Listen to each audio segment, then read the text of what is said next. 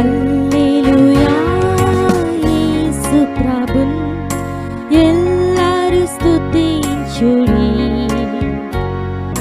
వల్లభుని చర్యలను తిలకించి స్తుతించుడి. వారిని బిడ్డలను కూడా మీరు నింపినందుకై స్తోత్రాలు, వందనాలు, కృతజ్ఞతాస్తుతులు చెల్లిస్తున్నాను. దేవా తండ్రి, నీ దయగలిగిన నామం పేరిట నీ పాదములకు పోస్తున్నాం. మీరే మాతో ఉండమని కోరుతుంది. వాకు దయచేయండి. అద్భుతమైన మాటలు, మేలైన మాటలు మా మధ్యలో ఉంచండి. మా నోటి మాటలు, మా హృదయ ధ్యానం నీ దృష్టికి అంగీకారములుగా చేసి మీ నామాన్ని మహింపరచుకోమని మీ సాన్నిధ్యంలో సాగిలపడి నిన్ను స్తోత్రించి ఆరాధించి కీర్తిస్తున్నాం. నీకే మహిమ, ఘనత, ప్రభావములు చెల్లిస్తూ విస్తారమైన కృపను కోరుకుంటూ యేసుక్రీస్తు వారి దివ్య నామములో స్తోత్రించి నన్ను నీ శిలువ చాటుకు తెచ్చుకుంటూ నీ కృపను వేడుచు మీ దయను కోరుచు యేసు దివ్య నామంలో స్తోత్రించి ఆరాధిస్తున్నాను తండ్రి. దేవుని వాక్యములో కీర్తన గ్రంథము 145వ అధ్యాయం ఆఖరి వచనాన్ని మనము చదువుతాం. కీర్తన 45వ అధ్యాయం ఆఖరి వచనం. నా నోరు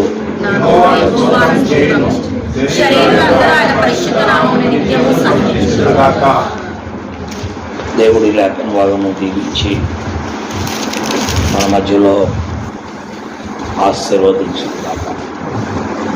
ప్రభు యొక్క నామాన్ని శరీరులందరూ కూడా స్తోత్రించాలి. ఇటీవల కాలంలో ఒక అతను మరి ఆ యొక్క పవర్పేట ఏరియాలో సువార్త ప్రకటిస్తుంటే అది బహుశా 24వ తారీఖు సాయంకాలం 25వ తారీఖు మకాను భయంకరమైన పచ్చిబుద్ధి ఏమని తింటాడంటే, యేసు ప్రభు వచ్చేసి డిసెంబర్ 25 పుట్టాడని బైబిల్ ఎక్కడ ఉన్నాడు. డిసెంబర్ 25వ తారీఖున యేసు ప్రభు పుట్టాడని బైబిల్ ఎక్కడ ఉంది అని అడిగాడు. దానికి మీరు సమాధానం చెప్తే నేను మీకు 2000 ఇస్తాను, మీరు ఓడిపోతే నాకు 1000 రూపాయలు సరే అన్నాడు కదా అని మేము పెద్ద డిస్కషన్ పెట్టుకోలేదు అతను. ఎందుకంటే బాగా తాగున్నాడు అప్పటికే. మనిషి చాలా ఫుల్ అయిపోయాడు. కళ్ళు కూడా చాలా ఎర్రగా ఉన్నాయి. మనిషి ఊగిపోతాడు.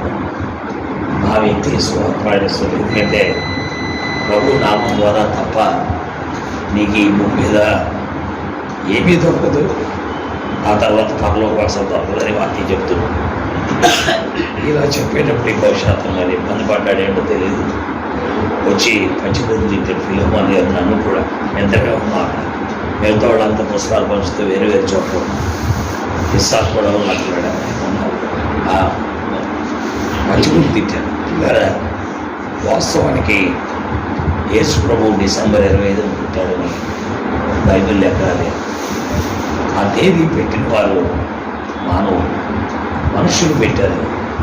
యాక్చువల్గా యేసు ప్రభు నిజంగా డిసెంబర్లో ముందు కూడా కాడి కూర్చోండి.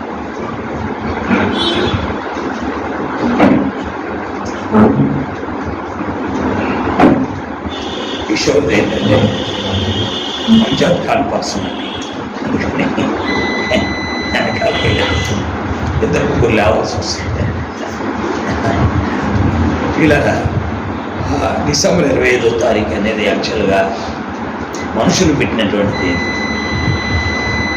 3వ శతాబ్దంలో కాన్స్టంటైన్ నోబుల్ అనేటువంటి ఒక చక్రవర్తి రోమా సామ్రాజ్యాన్ని, ప్రపంచాన్ని పరిపాలిస్తుంది.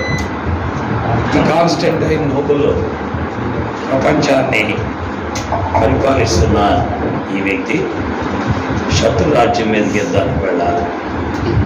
అప్పుడు ఆమె యొక్క తల్లి పేరు మేరీ హెలెన్. ఆమె చాలా గొప్ప విశ్వాసి. యేసు ప్రభువుని నమ్ముకొని యేసు ప్రభువుని వెంబడిస్తున్నటువంటి విశ్వాసి మేరీ హెలెన్. ఆ మేరీ హెలెన్ ఏం చెప్పిందంటే కొడుకు, నువ్వు యేసు ప్రభు నీకు విజయం ఇస్తే ఏం చేస్తావయ్యా అని అడిగింది. యేసు ప్రభు కనుక నాకు విజయం ఇస్తే ప్రతి సంవత్సరం నేను ఆయన జన్మదినాన్ని ప్రజలు ఆచరించేటట్లు చేస్తాను అని అన్నాడు. అలా మరి కాన్స్టంటైన్ నోబుల్ యేసు ప్రభు యొక్క జన్మదినాన్ని ఆచరించాలన్న ఉద్దేశంతో ఇక రేపు ఎల్లుండి యుద్ధానికి వెళ్ళేటప్పుడు కలలో అతనికి సిలువ కనబడుతుంది. అప్పుడు అతను ఒక నిర్ణయం చేస్తాడు.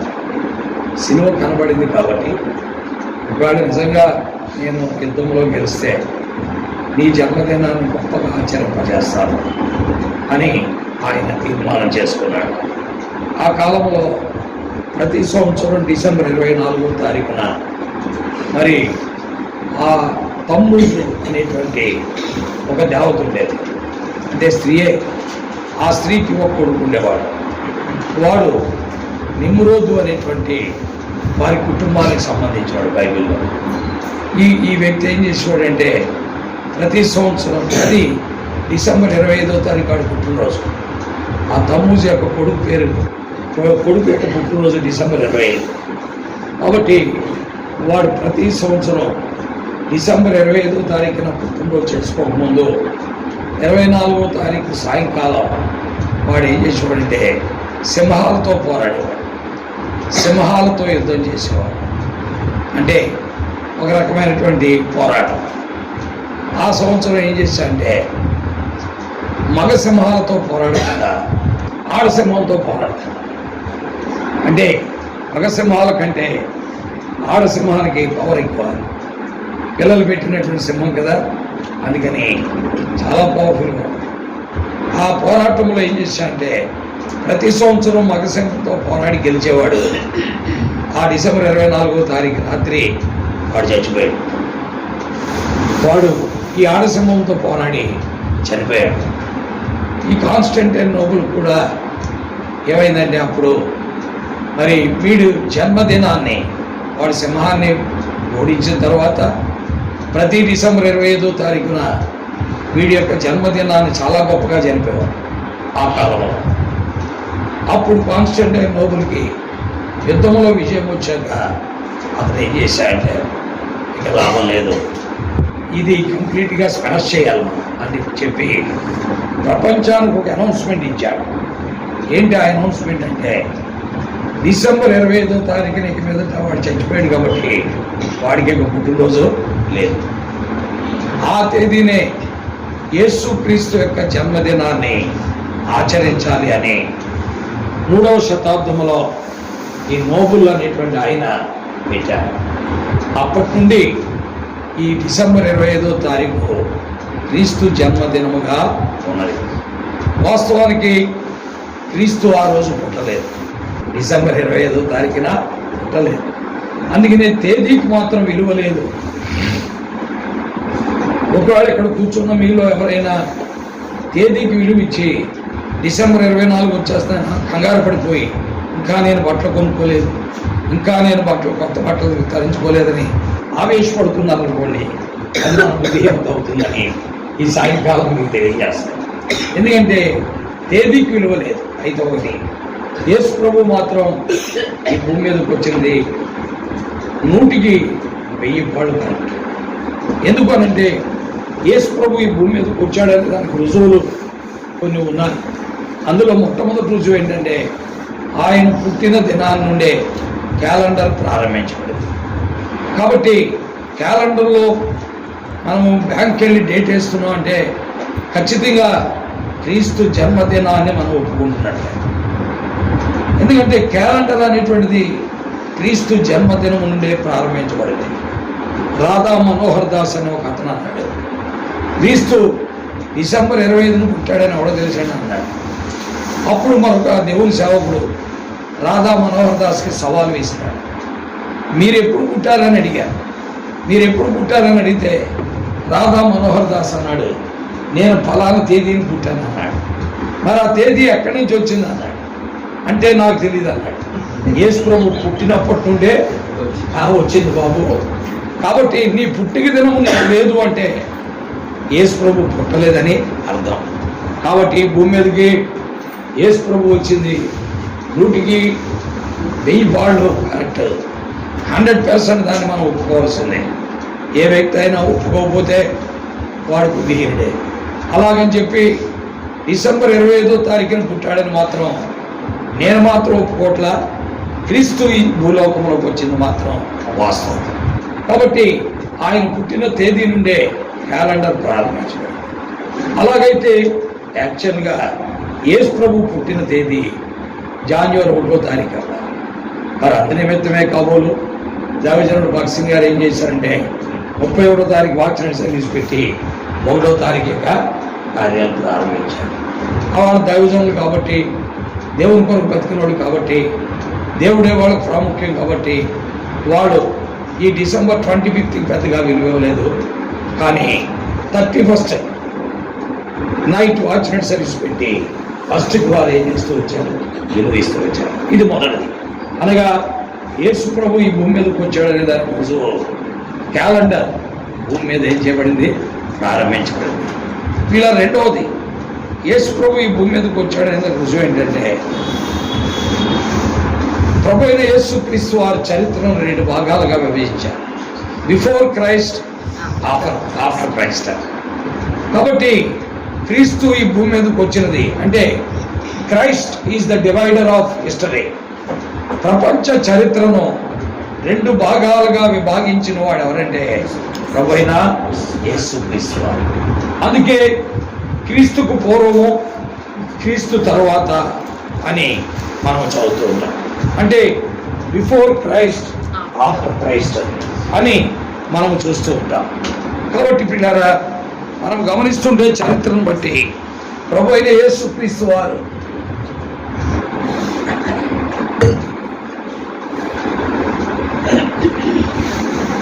ఈ భూమి మీదకి ఆయన వచ్చింది మాత్రం 100% కూడా కరెక్టే.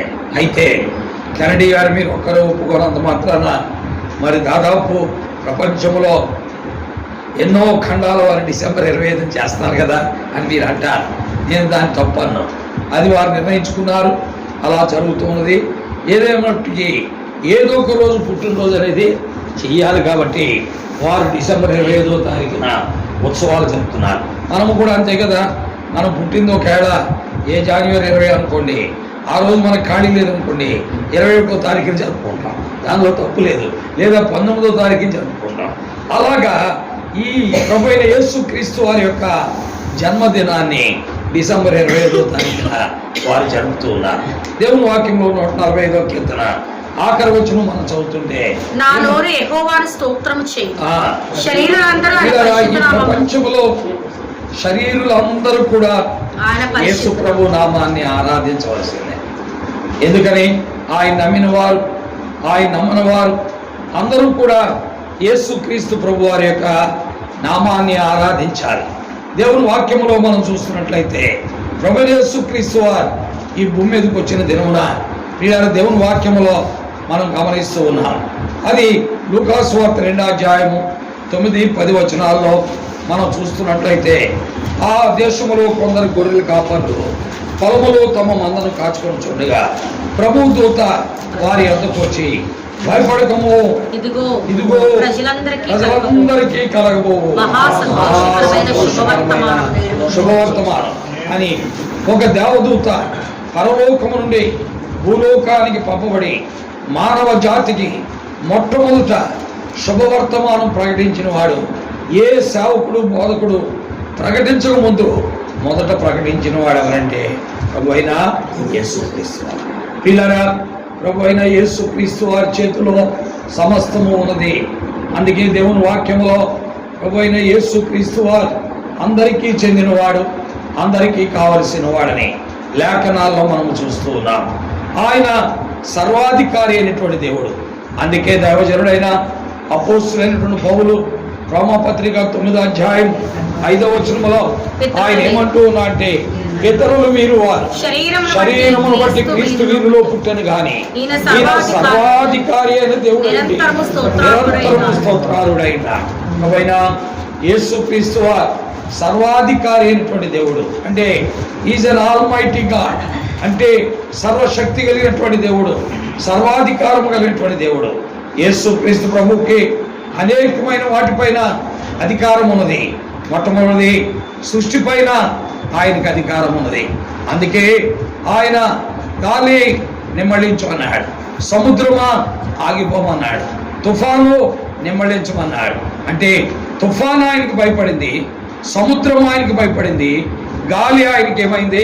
భయపడింది. అంటే సృష్టి పైన ఆయన అధికారము కలిగినటువంటి దేవుడు. పిల్లరా, దేవుని వాక్యములో మనం చూస్తున్న సత్యం అదే.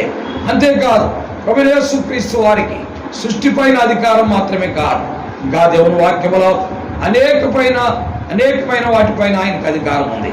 దెయ్యాలను ఆయన మాట్లాడకుండా చేశారు. అందుకే ఆ దెయ్యాలు ఏమన్నా అంటే, సర్వోన్నతుడైన దేవుని కుమారుడా మాతో నీకేమి పని అన్నారు, మమ్మల్ని నశింపజేయటకు వచ్చితువా అని వారి కేకలు పెట్టాయి. పిల్లలు అంటే ఆ దెయ్యాలు ఆ ప్రభువైన యేసుక్రీస్తు వారికి ఏమవుతున్నాయండి? లోబడుతున్నాయి. అపవిత్రాత్మలు దేవుని వాక్యంలో మనం చూస్తాం. ఇవన్నీ కూడా మార్క్స్ వార్త 5వ అధ్యాయం 7, 8, 9, 10 వచనాల్లో చూస్తాం. అలాగే మార్క్స్ వార్త 1వ అధ్యాయం 23, 24 వచనాల్లో కూడా మనం వీటిని చూస్తాం. ఆ అపవిత్రాత్మ పట్టిన వాడు సమాజ మందిరంలో ఉన్నాడు. వాడు ఏమన్నా అంటే, నజరేయుడైన యేసు దేవుని పరిశుద్ధుడు, మాతో నీకేం పని, మమ్మల్ని నశింపజేయటకు వచ్చిందివా అనగా ఆయనకి దెయ్యముల పైన అధికారం ఉన్నది. అందుకే ఈనాడు దెయ్యాలు పట్టినటువంటి వారు యేసు ప్రభు దగ్గరికి వస్తున్నారు, యేసు ప్రభుని నమ్మిన వారి దగ్గరికి వస్తున్నారు, యేసు ప్రభుని సేవించే వారి దగ్గరికి వస్తున్నారు దాని నుండి విడుదల పొందడానికి. ప్రియులారా, మూడవది వారికి ప్రభువైన యేసు క్రీస్తు వారికి మూడవ అధికారము దేనిపైన ఉన్నదంటే, రోగముల పైన ఆయనకి అధికారం ఉంది. అందుకే పుట్టుకుంటోడిని లేపి నడిపించాడు, పుట్టుగుడ్డోడిని కూడా ఆయన ఏం చేశాడండి? చూచేటట్లుగా చేశాడు. యోహాను సువార్త 9వ అధ్యాయంలో పుట్టుగుడ్డోడు ఉన్నాడు. అలాగే దేవుని వాక్యంలో మనం చూస్తున్నట్లయితే యోహాను సువార్త 9వ అధ్యాయంలో పుట్టుగుడ్డోడు ఉన్నాడు. అలాగే లూకాసు సువార్త 18వ అధ్యాయంలో పుట్టుకతోటే గుడ్డువాడైనటువంటి భర్తిమై ఉన్నాడు. వీళ్ళందరినీ కూడా ఆయన బాగు చేశాడు. వీళ్ళారా, దేవుని వాక్యములో మనం చూస్తున్నట్లయితే పక్షవాయువు గలవాడిని ఈ ప్రపంచంలో ఎవరూ బాగు చేయలేరు. ఎందుకనంటే ఈనాడు ఆప్థల్మాలజీ డాక్టర్స్ ఉన్నారనుకోండి, వారు ఎంతవరకు బాగు చేయగలరంటే కార్నియా వరకు మాత్రమే వారు బాగు చేయగలరు. కార్నియా అంటే తెల్లగుడ్డు, అలాగే రెటీనా అంటే నల్లగుడ్డు. నల్లగుడ్డు దాకా వాడు వెళ్ళలేరు. ఏ ఆప్థల్మాలజీ డాక్టర్ అయినా సరే, సూపర్ స్పెషాలిటీ అయినా సరే, వాడు రెటీనాను మాత్రం ఏం చేయలేడు? బాగు చేయలేడు. ఎంతవరకు చేయగలడంటే కార్నియా వరకు బాగు చేయగలడు. అంటే తెల్లగుడ్డు పైన ఏర్పడే పొరలను మాత్రమే వాడు బాగు చేయగలడు. అయితే ప్రభువైన యేసు క్రీస్తు వారు రెటీనాను కూడా బాగు చేసినటువంటి అద్వితీయుడు, అసమానుడు, సర్వోన్నతుడు ఆ ప్రభువారిని మనం చూస్తున్నాం. అంతేకాదు పక్షవాయు గలవాడిని ఈ భూమి మీద బాగు చేయగలిగిన వారు ఎవరు కూడా లేరు. ఎందుకంటే పక్షవాతానికి కారణం బ్రెయిన్ సెల్స్, అంటే మెదడులో ఉన్నటువంటి కణాలు, కణజాలము దెబ్బతింటే ఏర్పడే దాన్ని ఏమంటామంటే పక్షవాతము అంటాం. ఇలా మెదడులో ఉన్న కణజాలాన్ని మరలా పునరుత్పత్తి చేయగలిగిన కెపాసిటీ ఈ రోజున ఏ వైద్యుడికి కూడా లేదు. అంటే ఆ యొక్క బ్రెయిన్ సెల్స్ని రీజనరేట్ చేయగలిగిన వారు లేరు. ఇంతవరకు ఆ టెక్నాలజీ కూడా బయటికి రాలా. పిల్లరా, ఇలాంటి పరిస్థితిని ప్రభువైన యేసుక్రీస్తు వారు ఏం చేశారంటే, పక్షవాయు గలవాడితో లేచి నడవమంటే వాడు పరిపెత్తుకొని ఏం చేశాడండి? లేచి నడిచాడు. అనగా ప్రభువైన యేసుక్రీస్తు వారికి రోగాలపైన అధికారం ఉన్నది. ఆయనకి రోగాలపైన అధికారం, సృష్టి పైన అధికారం, అంతేకాదు దెయ్యముల పైన అధికారం, రోగముల పైన అధికారం ఉన్నది. అంతేకాదు 4వది ఆయన్ని వాక్యములో మనం చూస్తుంటే ఆయనకు మరణం పైన అధికారం ఉంది. అందుకే ఆయన అన్నాడు, యోహాను సువార్త 10వ అధ్యాయము 18-19 వచనాలు మనం చదువుతుంటే, నా ప్రాణం పెట్టుడుకును తిరిగి దాన్ని తీసుకుంటుకును నాకు అధికారము కలదు అని అన్నాడు. యోహాను సువార్త 10వ అధ్యాయము 18-19 వచనాలు చూస్తే, ఎవడును నా ప్రాణాన్ని తీసుకొనడు, నా అంతటి నేనే దాన్ని పెట్టుచున్నా, దాన్ని పెట్టుటకు నాకు అధికారం కలదు, దాన్ని మళ్ళా తీసుకోవటం కూడా నాకు అధికారం ఉంది. కాబట్టి పిల్లారా, ప్రభు అయిన యేసు క్రీస్తు వారి మరణము పైన అధికారం ఉన్నటువంటి వారు. అందుకే ఆయన భూమి మీద ఉండగా ఆ యొక్క నాయనాను అనే గ్రామంలో విధవరాలు యొక్క కుమారుడు పాడి మీద మోసుకొని పోబడుతుంటే అతనితో అన్నాడు, ఈ చిన్నవాడు నిద్రించును అని చెప్పి, చిన్నవాడా లెమ్మంటే వాడు లేచి కూర్చున్నాడు. అలాగే యాయీరు కుమార్తె, ఆమె కూడా చనిపోయింది. అప్పుడు ప్రభువైన యేసుక్రీస్తు ఏమన్నారంటే, ఈ చిన్నది నిద్రించున్నాయి కానీ చనిపోలేదని చెప్పి, చిన్నదానా లేము అని అన్నాడు. వెంటనే ఆమె లేచి కూర్చుంది. పిల్లరా, 4 దినాలు అయింది లాజర్ని కప్పెట్టి. దేవుని వాక్యంలో మనం చూస్తున్నా. అందుకే మార్తమంది ఇప్పటికి 4 రోజులైంది అతన్ని సమాధిలో కప్పెట్టి. అంటే అప్పుడు ప్రభువారు అన్నాడు, సమాధిలో 4 రోజులైనా నేను వాడిని లేపుతాను అన్నాడు. అలాగే లాజరు బయటికి రమ్మంటే సమాధిలో నుండి బయటకు వచ్చాడు. కాబట్టి పిల్లారా, యేసు క్రీస్తు ప్రభు వారికి మరణం పైన అధికారం ఉంది. యేసు క్రీస్తు ప్రభు వారికి సమాధి పైన కూడా ఏముందండి? అధికారం ఉంది. అందుకనే 4 రోజులైంది సమాధి చేయబడిన లాజరును కూడా ఆయన బయటికి తీసుకుని వచ్చారు. ప్రియా స్నేహితులారా, యేసు క్రీస్తు సర్వాధికారి అయినటువంటి దేవుడు. ఆయన మానవ రూపములో సర్వలోక మానవుని కొరకాయ ఈ భూమి మీదకి సశరీరుడిగా మానవుడిగా ప్రత్యక్షమయ్యాడే కానీ ఆయన సర్వాధికారి అయినటువంటి దేవుడు. అందుకనే దైవజనుడైన అపోస్తులైనటువంటి పౌలు మాట్లాడుతూ, ఈయన పితరులు వీరు వారు శరీరమును బట్టి క్రీస్తు వీరిలో పుట్టిన కానీ ఈయన సర్వాధికారి అయినటువంటి దేవుడు అని వాక్యములో మనం చూస్తున్నాం. అంతేకాదు ప్రియులారా, లేఖనాల ప్రకారం భూమి మీద పాపములను క్షమించుటకు యేసుక్రీస్తుకు అధికారం కలదని మార్కు సువార్త 2వ అధ్యాయం 10వ వచనంలో మనం చదువుతున్నాం. ఏమని రాయబడింది? మార్కు 2:10 మనం చదువుతుంటే, పాపములను క్షమించుటకు భూమి మీద మనుష్య కుమారునికి. కాబట్టి పాపములను క్షమించుటకు యేసుక్రీస్తు ఒక్కడికే అధికారం ఉంది. కారణం ఏమనగా, ఆయనలో పాపము లేదు, ఆయన పాపము చేయలేదు, ఆయన పాపమును ఎరుగడు. అందుకే ఆయనకు భూమి మీద పాపమును క్షమించే అధికారం ఉంది. ఆయన గురించి దాదాపు 7 వ్యక్తులు ఆయన గురించి సాక్ష్యం ఇచ్చారని అనేక సార్లు చెప్పాను. మరలా ఇప్పుడు చెప్తాను. పిల్లరా, ఆ 7 వ్యక్తులు ఎవరంటే, మొట్టమొదట పిలాతు భార్య ఆ నీతిమంతుని జోలికి పోవద్దు అని చెప్పింది. రెండవ పిలాతు ఈ నీతిమంతుని రక్త విషయమై నేను నిరపరాధిని అన్నాడు. ఆయన్ని 30 వెండి నాణాలకు అమ్మేసిన ఇస్కరియోతు అన్నాడు, ఆయన ఏ నేరమును చెయ్యలేదు అన్నాడు. అంతేకాదు ఆయన మరి శిష్యుల్లో పెద్దవాడైన పేతురు అన్నాడు. ఏమన్నంటే ఆయన పాపము చెయ్యలేదు అన్నాడు. ఆయన రొమ్మున అనుకున్న యోహాను అన్నాడు. ఏమన్నా అంటే ఆయన యందు పాపము లేదు అన్నాడు.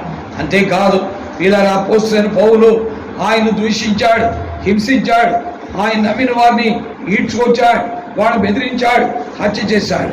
ఆ పౌలు ఆ ప్రభువైన యేసుక్రీస్తు వారి గురించి ఏమన్నా అంటే 2 కొరింథీ 5వ అధ్యాయం 21వ వచనంలో ఆయన మాట్లాడుతూ అన్నాడు, ఆయన పాపమును ఎరుగడు అన్నాడు. మన కోసం ఆయన పాపముగా చేయబడ్డాడు అన్నాడు.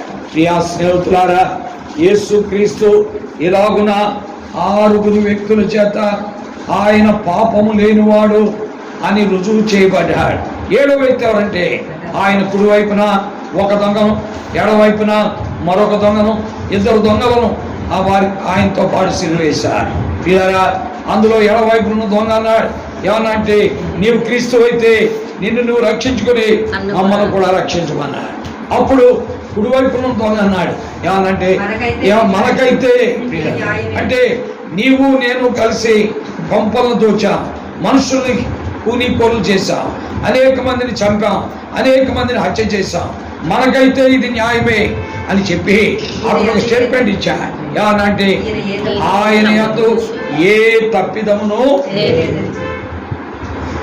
ఆయన యందు ఏ తప్పిదము లేదని మరి లూకాసు వార్త 23 అధ్యాయం 41, 42 వచనాల్లో 40, 41, 42 చదువుతుంటే అక్కడ ఆ కుడివైపున దొంగ ఇచ్చిన సాక్ష్యం ఏంటంటే మనకైతే ఇది న్యాయమే, మనం చేసిన వాటికి తగిన ఫలము అనుభవిస్తున్నాం, మనం చేసిన పాపాలకు మనల్ని సిలువేశారు. ఆయన మాత్రం ఏ పాపము లేని పావనమూర్తి, ఆయన యందు పాపము లేదు, ఆయన పాపము నెరుగడు, ఆయన పాపం చేయలేదు, ఆయన నీతిమంతుడైనటువంటి వాడు. అయితే ఆయన మరి మనందరి కొరకు, మనలాంటి కూనీకోరుల కొరకు ఆయన సిలువేయబడ్డాడని ఆ రెండవ దొంగతో కుడివైపున ఉన్న దొంగ మాట్లాడినట్టుగా లేఖనాల్లో మనం చూస్తున్నాం. కాబట్టి పిల్లారా, యేసు క్రీస్తుకి భూమి మీద పాపములు క్షమించే అధికారం ఎందుకున్నది అంటే ఆ పాపము ఉన్నవాడు పాపాన్ని చేయలేడు, క్షమించలేడు. పాపము కలిగిన వాడు పాపాలను క్షమించలేడు. పాపము లేనివాడు మాత్రమే పాపాన్ని క్షమించగలడు. ఈనాడు లోకములో అనేక మందిని, మానవ లోకములో ఉన్న మనుషులు కల్పించిన వాటిని మరి వెంబడిస్తున్నారు, మనుషుల పారంపర్యాచారాలను కూడా వెంబడిస్తున్నారు, నిరర్ధకమైపోతున్న మానవ తత్వజ్ఞానాన్ని వెంబడిస్తున్నారు. అయితే ప్రియులారా, నీ పాపములు వారు క్షమించగలరా? నీ పాపము నుండి వారిని విడిపించగలరా? నీవెవరు నమ్మినా నమ్ముకో, తప్పు లేదు. అయితే నీ పాపాన్ని వారు క్షమించలేకపోతే నీ పాపానికి వచ్చే ఫలితం నరకము, నిత్యాగ్నిగుండం. దాని నుండి నిన్ను విడిపించేవాడు ఎవడు కూడా లేడు. ఎందుకనగా వేదం మాట్లాడుతున్నది, పాపం వల్ల వచ్చే జీతము మరణం, నరకం, నిత్యాగ్నిగుండం. కాబట్టి పిల్లారా, ఈ భయంకరమైన అగ్నిగుండము నుండి నీవు ఈ లోకాన్ని విడిచిపెట్టిన తర్వాత నీ ఆత్మను తప్పించగలిగిన వారు ఎవరు కూడా లేరు. అందుకే ఈ భూమి మీద ఉండగా నువ్వు యేసుక్రీస్తు ప్రభువుని నమ్మాలి. అందుకే ఇదిగో ప్రజలందరికీ కలగబోవు శుభవార్తమానం. ప్రజలందరికీ, పాపులైన మానవులకు, పాపములో నివసిస్తున్న మానవులకు, పాపము చేయించున్న మానవులకు, పాపిగా పుట్టిన మానవునికి, ఇలా పాపపు క్రియలు కలిగిన మానవునికి ఈనాడు దిక్కు ఆశ్రయం ప్రభు అయిన యేసుక్రీస్తు వారు తప్ప వేరే వారు లేరు. అందుకే దేవుని వాక్యములో మనం చూస్తున్నాం, మానవ జాతిని రక్షించడానికి, మానవ జాతిని విమోచించడానికి, మానవ జాతిని పాపం మరణ నియమముల నుండి విడిపించడానికి ఆ ప్రభు అయిన యేసుక్రీస్తు వారు ఈ లోకములోనికి వచ్చారని లేఖనాలు స్పష్టంగా మాట్లాడుతున్నాయి. కాబట్టి పిల్లరా, అందుకే దైవజనుడైన అపోస్తలుడైన పౌలు మాట్లాడుతూ అంటున్నాడు, పాపులను రక్షించుటకు క్రీస్తు యేసు ఈ లోకమునకు వచ్చిన మాట నమ్మదగినది, పూర్ణాంగీకారమునకు యోగ్యమైనది. కాబట్టి పాపులను రక్షించుట కొరకై యేసు క్రీస్తు ఈ లోకమునకు వచ్చిన వాక్యం నమ్మదగినదే, పూర్ణ అంగీకారానికి ఏమైనదంటే యోగ్యమైనది. కాబట్టి నాడు మనుషుడు నమ్మాల్సిందే. నీవెవరు నమ్ముకున్నా మానవ లోకములో జీవిస్తున్న మనుషుల యొక్క పాపాలు క్షమించబడవు. యేసు ప్రభు ఈ లోకంలోకి వచ్చిందే పాపిని రక్షించడానికి, పాపిని పరిశుద్ధుడిగా చేయటానికి, చెడిపోయిన వాడిని బాగు చేయటానికి, ఏ విధమైన నిరీక్షణ గురి లేనటువంటి వాడికి గురి కల్పించడానికి, త్రోవ ఎరగని వానికి త్రోవ చూపించటానికి, మార్గము తెలియని మానవునికి మార్గము చూపించటానికి ఈ లోకములోకి వచ్చిన వాడే ప్రభు అయిన యేసుక్రీస్తు వారు. ప్రజలకు అది ఎరుగక అదొక క్రైస్తవ మతమును స్థాపించడానికి ఆయన ఈ లోకంలోకి వచ్చాడని అనుకుంటున్నారు. ఆయన 2025 సంవత్సరాల క్రితం శరీరధారిగా ఈ లోకంలోకి వచ్చిన మాట నిజమే, కానీ ఆయన ఆది నుండి ఉన్నటువంటి వాడు. అందుకే యేసుక్రీస్తు నిన్న నేడు నిరంతరం ఒకటే రీతిగా ఉన్నాడు. అవును, ఆమె యుగ యుగములకు ఒకటే రీతిగా ఉంటాడని లేఖనాల్లో మనం చదువుతున్నాం. కాబట్టి పిల్లరా, ఈ రోజున మానవ లోకములో మనుషులైన వారు వారి పాపములు క్షమించబడాలని వారెన్నో చోట్లకి ఎన్నో రకాలైన పనులు చేస్తున్నారు. మనం చేసే మంచి పని ద్వారా మానవ పాపానికి పరిహారం లేదని లేఖనాలు స్పష్టంగా చెప్తున్నాయి. కాబట్టి ప్రియులారా, మన పాపానికి పరిహారం కలగాలంటే రక్తము చిందించబడాలి. అది ఏ రక్తం? ఎడ్ల యొక్కయు, మేకల యొక్కయు, కోడెల యొక్కయు రక్తం పాపములను తీసివేయుట అసాధ్యం. ఎడ్ల యొక్కయు, మేకల యొక్కయు, కోడెల యొక్కయు రక్తం పాపములను తీసివేయుట అసాధ్యం. దేవుని వాక్యంలో హెబ్రీయులకు రాసిన పత్రిక 9వ అధ్యాయం 22వ వచనంలో రాయబడింది, రక్తము చిందించబడకుండా పాప క్షమాపణ లేదు. పిల్లరా, there is no forgiveness of sins unless the blood was shed. అంటే రక్తము చిందించబడకుండా మానవ పాపానికి ఏమి లేదండి, క్షమాపణ లేదు. పిల్లరా, అది ఏ రక్తం? పరిశుద్ధిని రక్తం కావాలి. ఈ లోకంలో పరిశుద్ధుడు మనకి ఎక్కడ దొరుకుతాడు? ఎవరు పరిశుద్ధులు?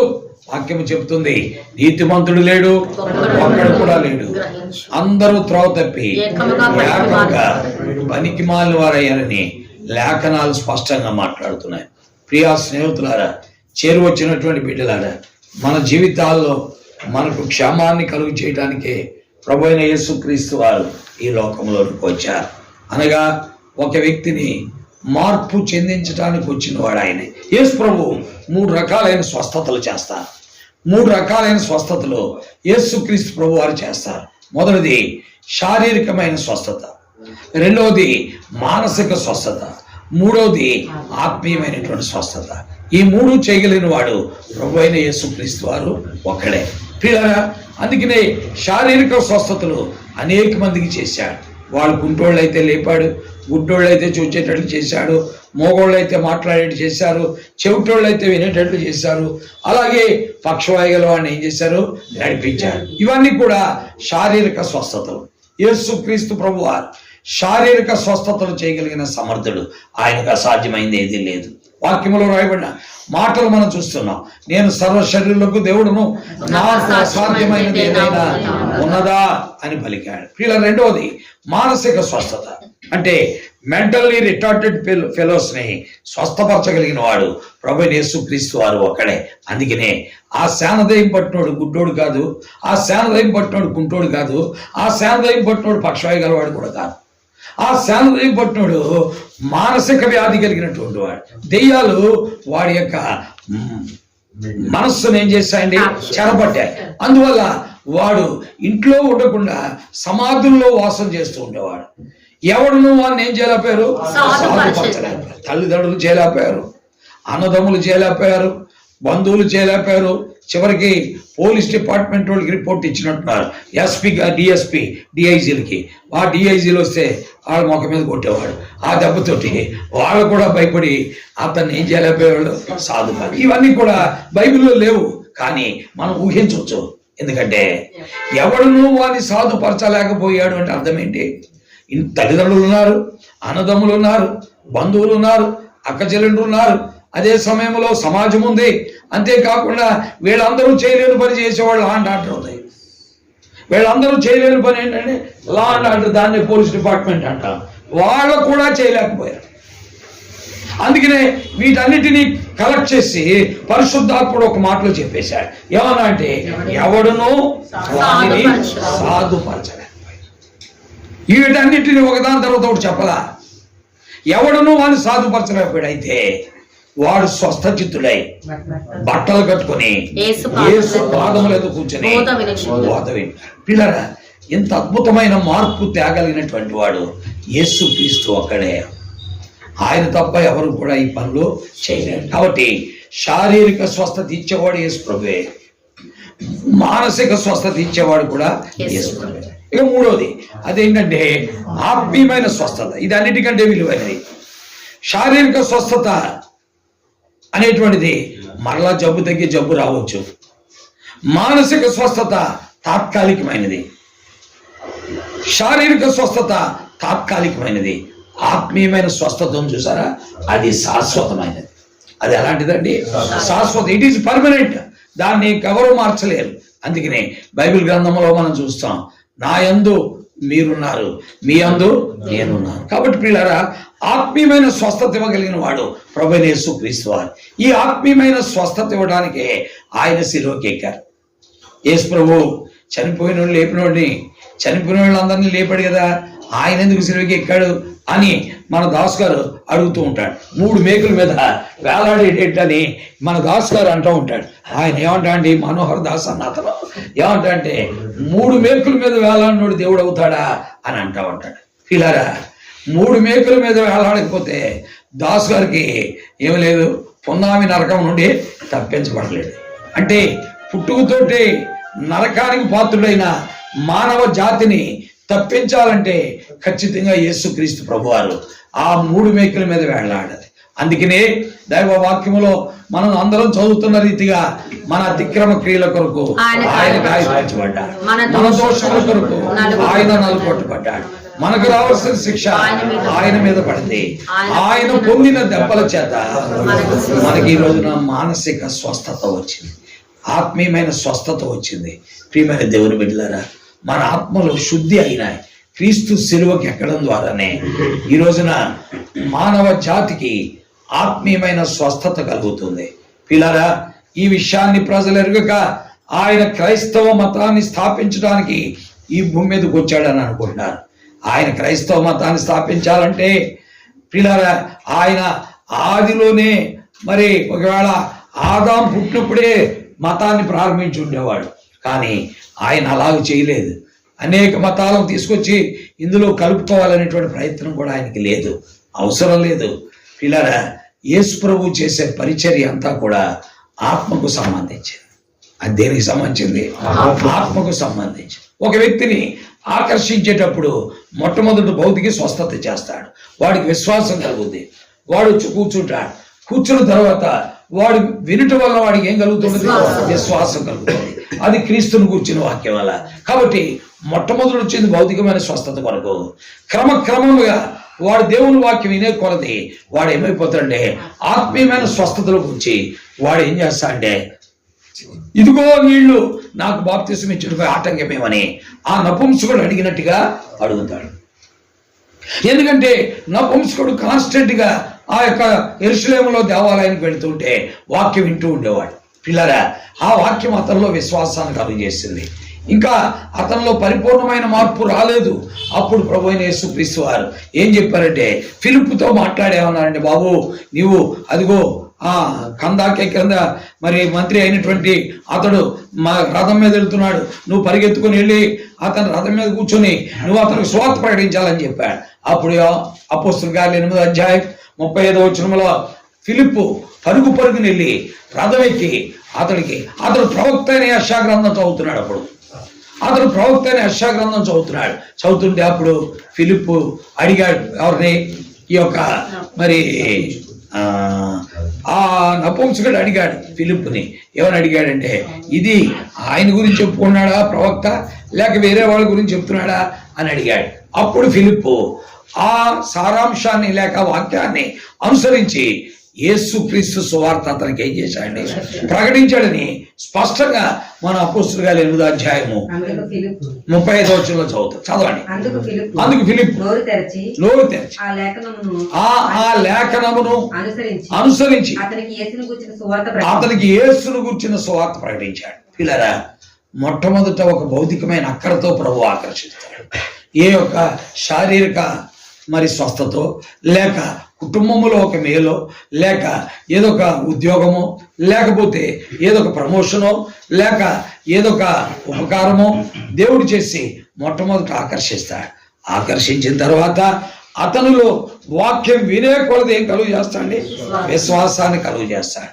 ఆ విశ్వాసం కలిగిన తర్వాత అతను మనం బలవంత పెట్టట్లేదు, అతనే వచ్చేమంటే ఇదిగో నీళ్లు నాకు బాప్తిసం ఇచ్చుటకు ఆటంకమేమి అన్నాడు.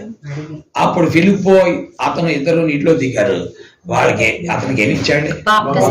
ప్రియమైన దేవుని బిడ్డలారా, యేసు ప్రభువు చేసే పరిచర్యలు ఇవన్నీ కూడా ఆయన ఎంతో అద్భుతమైన పరిచర్య చేస్తారు. అందుకే ఆయన శారీరకమైన పరిచర్యతో, మానసికమైన పరిచర్యతో ప్రజలను అట్రాక్ట్ చేసి ఆకర్షించి వారు వాక్యం వినే కొలది క్రీస్తులో స్థిరపడేటట్లు, వారి ఆత్మలు స్వస్థత చెందేటట్లు చేస్తున్నవాడే ప్రభు అయిన యేసుక్రీస్తు వారు. ఈనాడు ప్రజలు ఏమనుకుంటున్నారంటే, ఇలాగనే అట్రాక్ట్ చేయడం వల్ల మీరు మతంలోకి వారిని ఏం చేస్తున్నారు? కలుపుకున్నారు అంటున్నారు. నో, దాని అలా చేసే ప్రసక్తి ఏమీ కూడా లేదు. వారిలో విశ్వాసం కలగకుండా ఒక వ్యక్తిని బలవంత పెట్టి మనం దేవుని సన్నిధిలో మనం ఏం చేయలేమండి, కూర్చోబెట్టలేము. మీకు తెలియదు. అసలు మన బిడ్డలలోనే విశ్వాసం కలగకపోతే వాడిని దేవుని సన్నిధిలో మనం కూర్చోబెట్టలేం. పిల్లరా, విశ్వాసము అనేటువంటిది కలగాలి దేవుని బట్టి. అప్పుడు వాడు ఖచ్చితంగా ఏం చేస్తాడని కూర్చుంటాడు, దేవుని వాక్యాన్ని వింటాడు. పిల్లలు, ఇలాగున ప్రభువైన యేసుక్రీస్తు వారు తన పరిచర్యలు కొనసాగిస్తున్నట్లుగా లేఖనాల్లో మనం చూస్తున్నాం. అలాగున ఆయన ఉన్నంత కాలం పరిచర్య చేస్తూనే వచ్చారు. యేసు ప్రభు వారు ఈ విధంగా మరి ఆ యొక్క సిలువలో బలి అయి రక్తము చిందించి చనిపోయి సమాధ్యకుడి 3వ దినాలు లేచారు. శిష్యులతో చెప్పారు.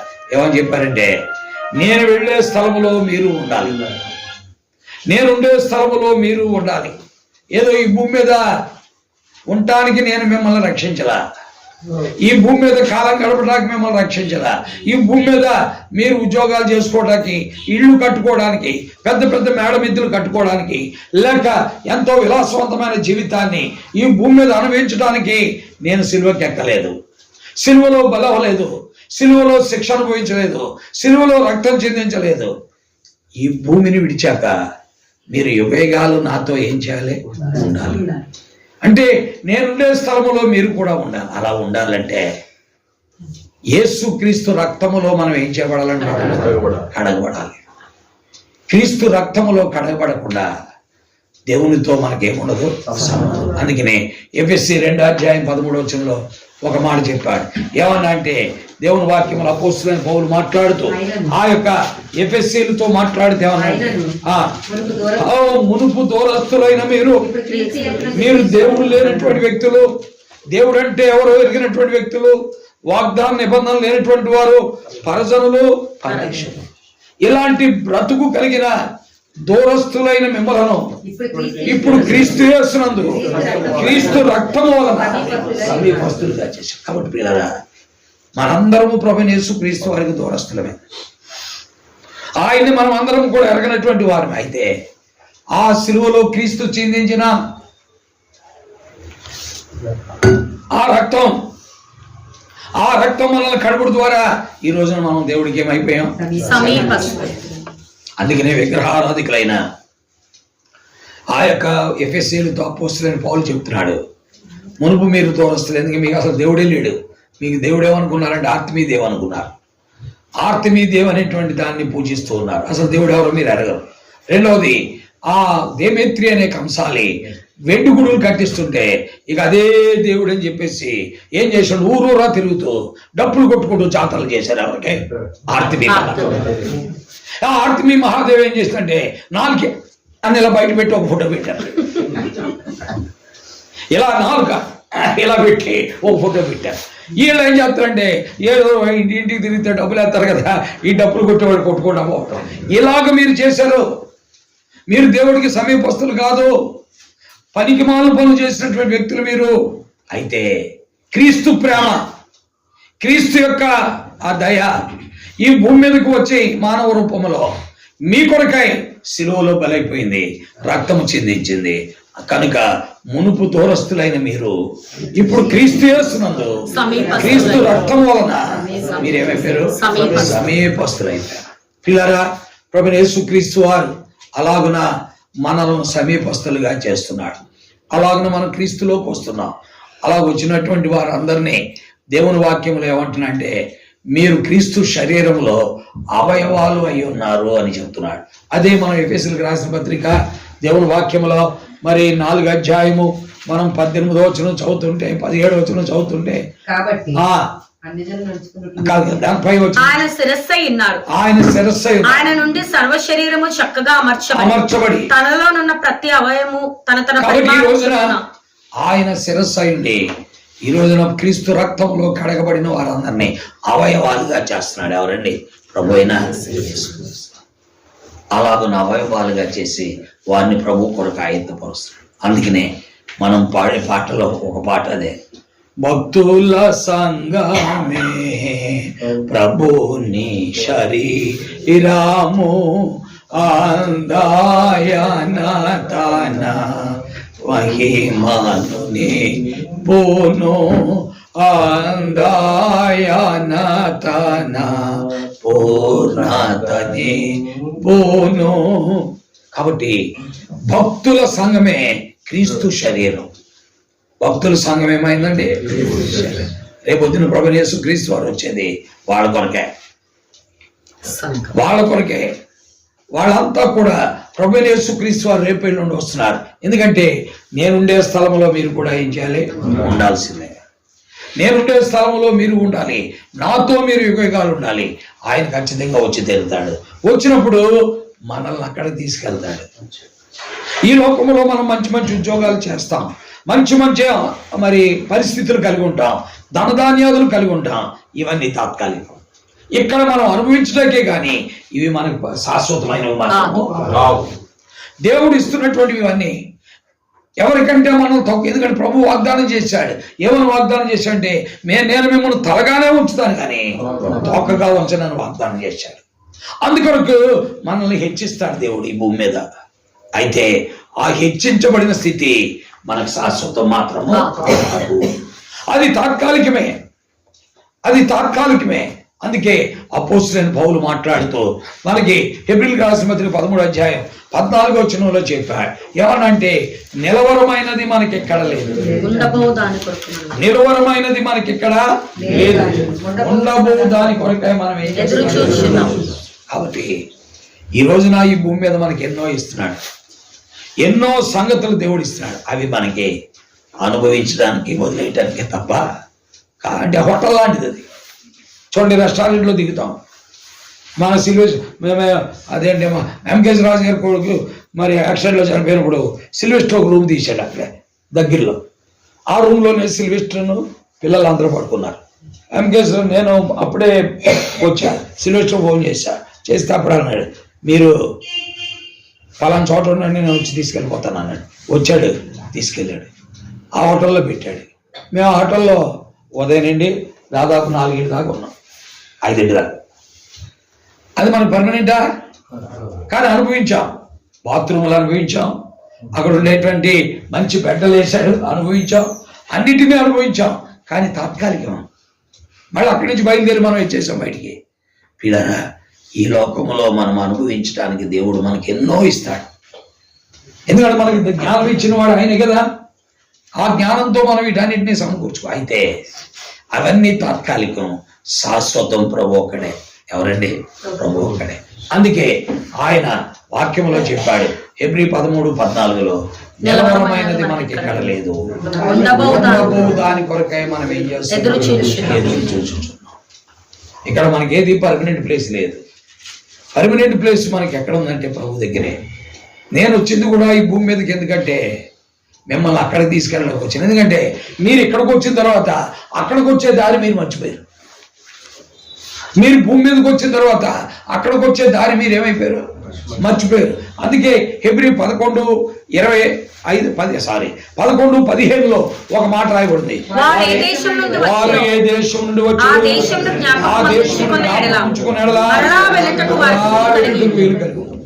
మర్చిపోయాం.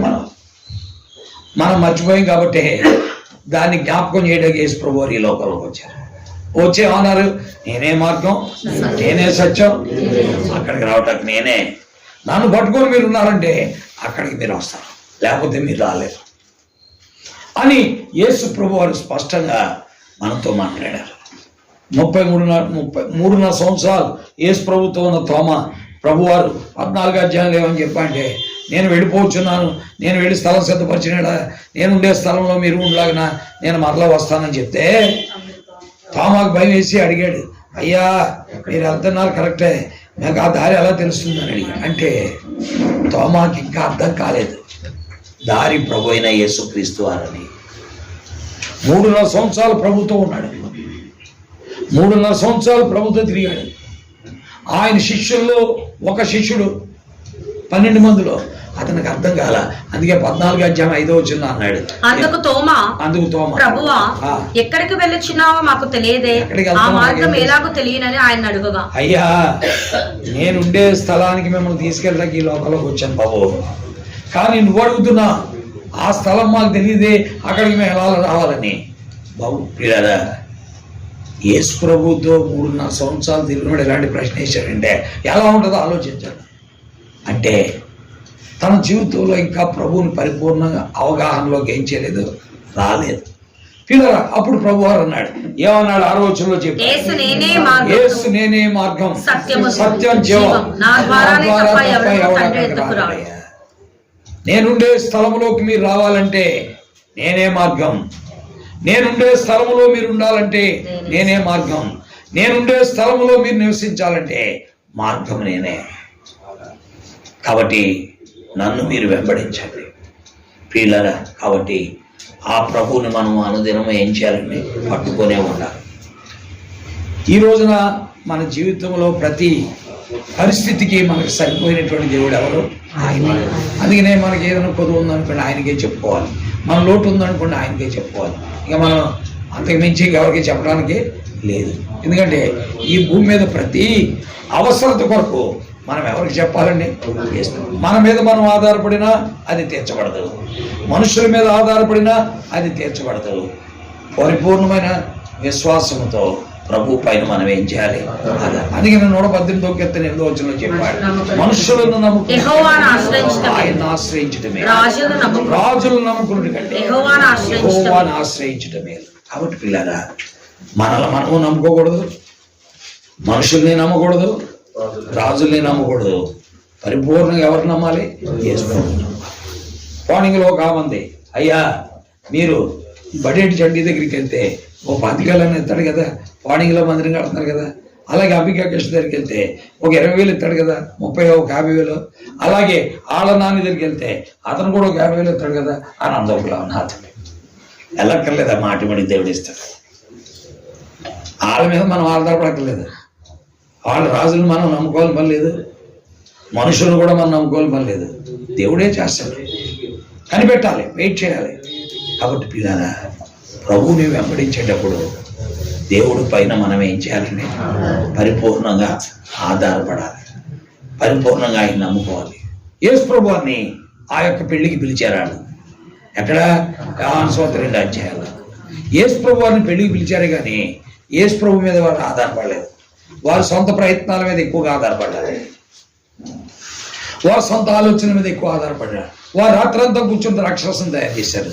వారి ప్రయత్నాలు వారు తయారు చేసి అన్నీ చేసేసారు. తేడా చేస్తే వారు చేసిన ప్రయత్నాలన్నీ ఏమైపోయినాయి? ఇన్వైన్ అయినాయి. ఏమైనాయి? ఇన్వైన్.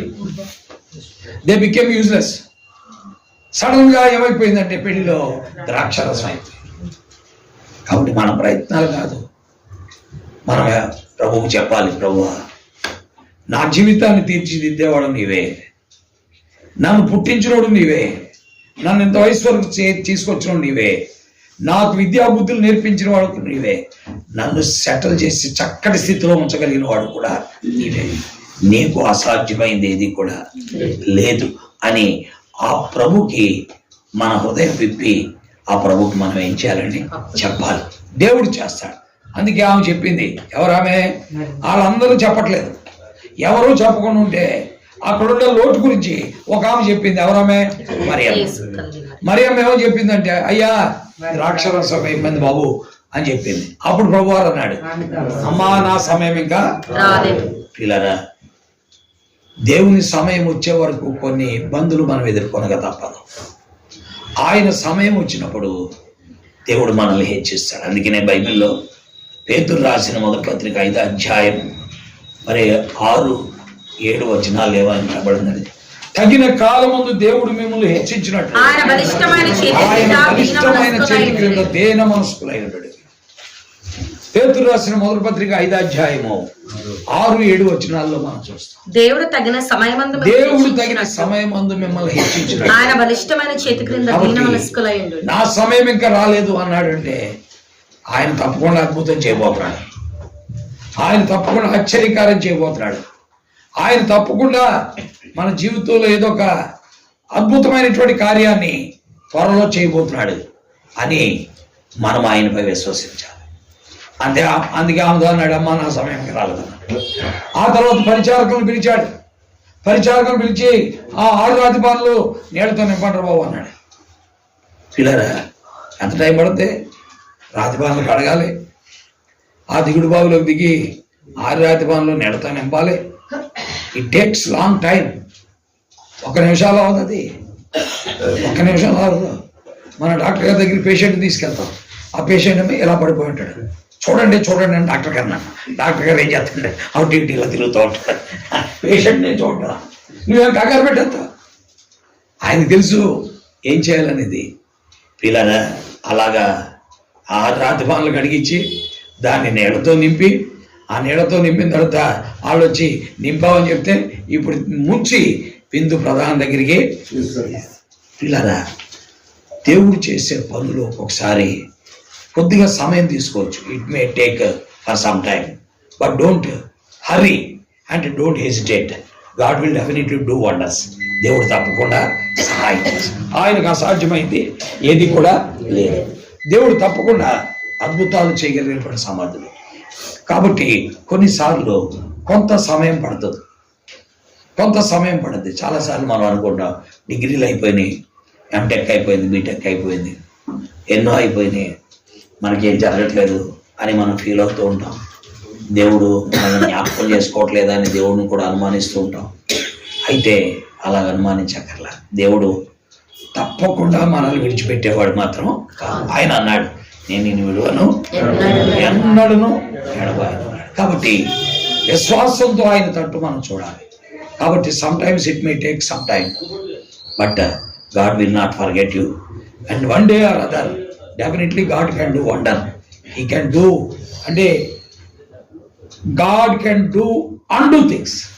అసాధ్యమైన వాటిని సుసాధ్యపరచగలిగిన వాడెవరంటే కాబట్టి ఆ విశ్వాసము ప్రభువు పైన మనము కలిగి ఉండాలి. అలాగున ఆ వ్యక్తి మరి ఆశ్చర్యపోయారు జనం అంతా. ఆవిడ మొట్టమొదటి అందరూ మంచిది ఇచ్చి ఆఖరి జనం ఉండేటప్పుడు జబ్బు తీస్తారు. మీరు మొట్టమొదటి జబ్బు తెచ్చారు, ఆఖరిది ఏమి ఇచ్చారు? మంచిది. అంటే God will always sanction the best, man will always sanction the worst. మనుషులు ఎప్పుడు కూడా వర్స్ట్ శాంక్షన్ చేస్తారు, but God is God of doing wonders. ఆయన ఎప్పుడు కూడా ది బెస్ట్ చేస్తాడు. కాబట్టి అండి విశ్వాసంతో ఆ ప్రభు తట్టు మనం ఏం చేయాలి చూడాలి. ఈ భూమి మీద ఉన్నంత కాలం ప్రతిదినం మనకు కావాల్సిన విశ్వాసమే, ప్రతి క్షణం మనకు కావాల్సిన విశ్వాసం. 2025 జనవరి 1వ తారీఖు నుండి ఇప్పుడు దాకా మనల్ని కాపాడిన దేవుడు ఆయన చేయలేడా? ఆయన ఏదైనా చేయగలిగినటువంటి సమర్థం. కాబట్టి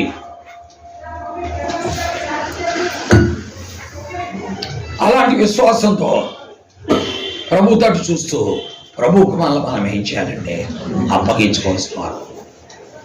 ఇలాగున దేవుడు చేసే కార్యాలన్నిటినీ మనం రుచి చూస్తూ ఆనందిస్తూ ప్రభు వచ్చినప్పుడు మధ్యాకాశంలోనికి ప్రభువు మనల్ని ఏం చేస్తారంటే తీసుకొని వెళ్ళిపోతాడు. ఆయన వస్తాడు. ఆయన వచ్చినప్పుడు ఆయన బిడ్డలు ఎవరో ఆయనకి తెలుసు, ఆయన బిడ్డలు ఎవరో ఆయనకి తెలుసు. అంటే దాని అర్థం ఏంటి? ఒక అయస్కాంతాన్ని మనం పెట్టామనుకోండి, ఆ మట్టిలో ఎన్ని ఐరన్ ముక్కలు ఉన్నాయనేది దానికి తెలుసు. అందుకే మట్టి అంతటిని వదిలేసి ఐరన్ ముక్కలన్నింటినీ అది ఏం చేసేస్తుంది? ఆకర్షించేస్తుంది. ఐరన్ మొత్తం దానికి ఏమైపోద్దండి? అంటుకుపోద్ది. అవునా కదా? అలాగే ప్రభు వచ్చినప్పుడు ఆయన బిడ్డలు ఎవరో ఆయనకి తెలుసు కాబట్టి, ఆయన వారిని ఎరుగురు కాబట్టి వారిని ఆయన తీసుకెళ్తారు. కాబట్టి ప్రియులారా, ప్రభు అయిన యేసుక్రీస్తు వారి భూమి మీదకి వచ్చిందే మానవునికి తన మార్గాన్ని బోధించడానికి, రెండవది మానవుణ్ణి రక్షించడానికి, మూడవది మానవునిలో విశ్వాసం కలుగు చేయడానికి, నాలుగవది మానవుడు దేవుణ్ణి అంటిపెట్టుకుని ఉండటానికి, ఐదవది ఈ ప్రపంచము తాత్కాలికమైనదని ఆయన మార్గమే శాశ్వతమైనదని బోధించడానికి, అంతేకాదు ఆయన రాజ్యము యుగయుగాలు ఉండేదని గ్రహించటానికి, ఆయన వచ్చినప్పుడు ఆయనతో యుగయుగాలు ఉండటానికి ఆయన ఈ భూమి మీదకి మానవుడిగా వచ్చాడు. అయితే ఈ మధ్యకాలంలో ఈ భూమి మీద మనం ఉండేటప్పుడు కలిగే ప్రతి పరిస్థితిలో ఆయన మనల్ని మాత్రం విడిచిపెట్టేవాడు కాదు. మనకు సహాయం చేస్తాడు. అయితే మనం మాత్రం మన విశ్వాసం నుండి ఏం చేయకూడదు. అందుకే అపోస్తలుడైన పౌలు పేతురు మాట్లాడితే ఏమన్నా అంటే స్పష్టంగా ఆయన అన్నాడు. ఏమన్నాడు అపోస్తలుడైన పేతురు మాట్లాడుతూ, చదవండి పేతురు రాసిన మొదటి పత్రిక మరి 5వ అధ్యాయము 9వ వచనం మనం చదువుతుంటే అక్కడ స్పష్టంగా లోకమందున్న మీ సహోదరుల ఈ విధమైన శ్రమనే నెరవేర్చున్నవని అది we must have stable faith. విశ్వాసమందు స్థిరులై ఉండాలి. we must have stable faith. విశ్వాసములో స్థిరత్వము.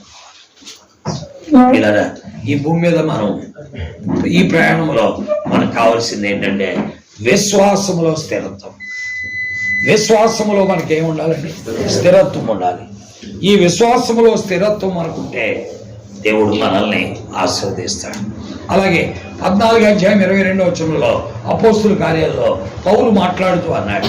ఏమన్నాడు చదవండి. ఆమె శిష్యుల మనస్సులను దృఢపరిచి, అది ఒకటి విశ్వాసమందు స్థిరత్వం, రెండోది విశ్వాసమందు నిలకడ. విశ్వాసమందు స్థిరత్వం, రెండవది విశ్వాసమందు నిలకడ కలిగి ఉండాలని దేవుని వాక్యం ద్వారా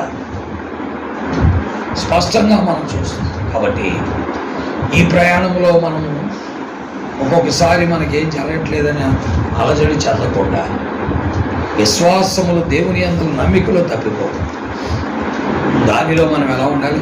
స్థిరులుగా ఉండాలి. రెండవది నిలకడగా ఉండాలి. దేవుని వాక్యములో 3వ సంగతి కూడా మనం తెచ్చి మనం చేస్తాం. కీర్తన గ్రంథం 9వ అధ్యాయము 10వ వచనం ఏమి రాయబడి చదవండి. కీర్తన గ్రంథం 9:10 మనం చూస్తున్నాం. ఏమి రాయబడి కాబట్టి ఆయన్ని స్థిర విశ్వాసముతో వెంబడించేవాడు, నిలకడైన విశ్వాసంతో వెంబడించేవాడిని ఆయన విడిచిపెడతాడా? విడిచిపెట్టాడు. అందుకే సింహభూమిలో వేసిన దానియాలు విడిచిపెట్టాడా? నేనున్నా నువ్వేం కంగారు పడుతున్నాయి చూసుకుంటా. ఎందుకంటే దానియేలుకి స్థిర విశ్వాసం ఉంది, దానియేలుకి నిలకడైన విశ్వాసం ఉంది. దానియేలుకి ఆయన్ని ఆశ్రయించే వారిని ఆయన విడిచిపెట్టాడనే విశ్వాసం, ఆయన విడిచిపెట్టేవాడు అనే విశ్వాసం. అలాంటి విశ్వాసాన్ని గుణచందు కూడా కల్టివేట్ చేసుకోవాలి. దేవుడికి అసాధ్యమైంది ఏది కూడా ఉండదు. కాబట్టి పిల్లరా, ఈ విషయాలు మర్చిపోవద్దు. పేతురు రాసిన మొదటి పత్రిక 5వ అధ్యాయము 9వ వచనం విశ్వాసమందు స్థిరపడి ఉండటం.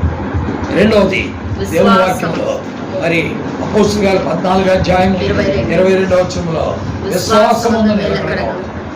అలాగే కీర్తన 9వ అధ్యాయం 10వ వచనంలో ఆయన మనల్ని విడిచిపెట్టడనే విశ్వాసం. ఆయన మనల్ని ఏం చేయడండి? విడిచిపెట్టడం. తను ఆశ్రయించు వారిని నీవు విడిచిపెట్టేవాడు కావు. ఆయన మనల్ని విడిచిపెట్టేవాడు కాదనే విశ్వాసం ఉండాలి. అదైనది. కాబట్టి ఒకటి స్థిర విశ్వాసం, రెండోది నిలకడైన విశ్వాసం, మూడోది మనల్ని విడవని వాడు అనేటువంటి విశ్వాసం. ఈ ప్రపంచంలో ఎవరు మనల్ని ఎదిరించినా ఆ ప్రభు మాత్రం మనల్ని ఏం చేయండి. కాబట్టి ఇట్టి విశ్వాసంతో ఈ భూమి మీద మన ప్రయాణాన్ని మనం కొనసాగించాలి. దేవుడు తన వాక్యమును మనకు రైతులు తెచ్చి ఆశీర్వదించి ఆయన మహిమార్థమై మనల్ని అందరినీ కూడా సిద్ధపరిచి ముఖ్య దేవుని స్తుతించుడి, హృదయమును వెలిగించిన యేసుని స్తుతించుడి.